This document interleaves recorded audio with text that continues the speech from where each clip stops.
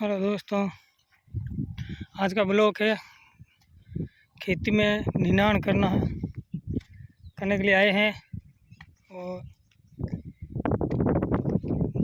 निनाण करें मूंगारो। आप देख ही सको घा घणो है कोनी इन वास्ते निनाण करने आया।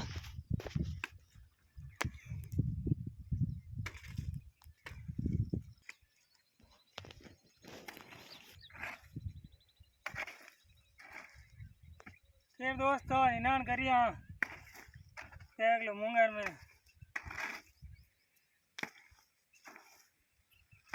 एक जावा कमटा माते तो आमा खेत में करा निनाण